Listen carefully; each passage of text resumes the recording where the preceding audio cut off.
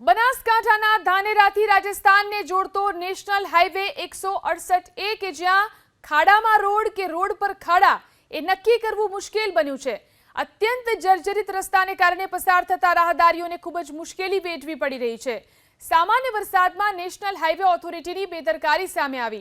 Highway ઓથોરિટીએ મસ મોટા ખાડાઓમાં થીગડા મારીને સંતોષ માન્યો છે। પસાર થતા લોકોને સતત અકસ્માતનો ભય સતાવી રહ્યો છે।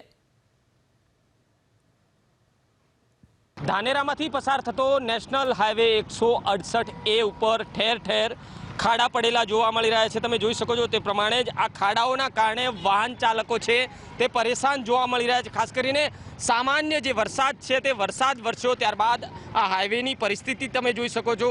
ધાનેરામાં પ્રવેશતાની સાથે જ જે વાહન ચાલકો છે તેમને નુકસાની ભોગવવી પડે તેવી પરિસ્થિતિ છે।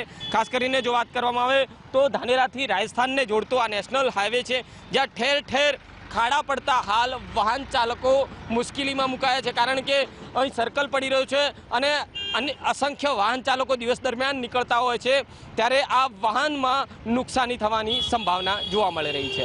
વસંત તિરગર, એબીપી અસ્મિતા, બનાસકાંઠા। ધાનેરાના પુલથી લગાવીને ધાનેરાથી નેનાવા રોડ સુધી એકલા ખાડા પડેલા છે।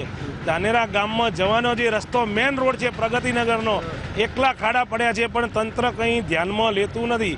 હાઈવે ઓથોરિટી બી ધ્યાનમાં નથી લેતી, સ્થાનિક જે લાગતું ઓળખતું હોય એ પણ કોઈ ધ્યાન તંત્ર લેતું નથી અને આ ખાડા પડવાથી અમારા સાધનોનું મેન્ટેનન્સ વધી ગયું છે। બધી જગ્યાએ અમારે રિક્ષા ગણો ને તમે ગેમ રમતા રીતે રિક્ષા વાળતા વાળતા નીકળવું પડે। આ જગ્યાએ ખાડો, આ જગ્યાએ ખાડો, અમુક વાર રિક્ષાનો પંચર પડી જાય, પાણી ભરાયેલું એટલે ખબર ના પડે ખાડો કઈ જગ્યાએ હોય કઈ જગ્યા નહીં હોતો। જ્યારે ખાડામાં પડે ને રિક્ષા ત્યારે ખબર પડે કઈ ખાડો છે।